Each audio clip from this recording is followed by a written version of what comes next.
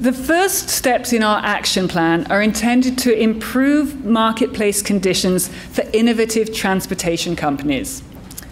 These will make it easier for new companies to apply to the Passenger Transportation Board to offer services in BC. First, we'll be working with the board to boost the number of taxis to make it easier for people to get around. Dr. Hara has suggested a 15% increase, which would translate to approximately 300 more cabs in the Lower Mainland and 200 more cabs across the rest of the province. So that's 500 more taxis on the road around BC to keep people moving.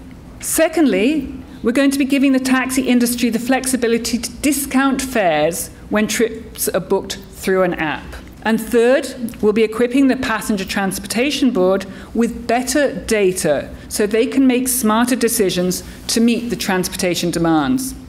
I think the government's taking a cautious approach to what they're doing, which is fine.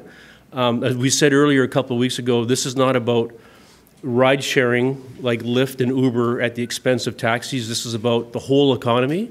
We like to see the taxi industry flourish. It looks like the government's going to give the taxi industry a little bit of a lift, not in ride sharing, but a little bit of help to get some more taxis on the road, to give better service, help them with some technology. All that stuff is great.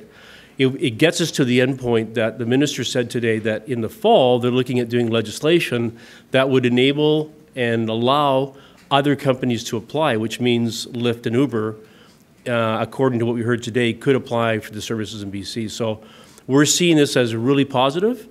And maybe not as fast as we all would like to see the public, but the good thing is the government seems to be good to their promise about bringing rideshare to BC and making British Columbia on the technology side one of the leading places in the world to be.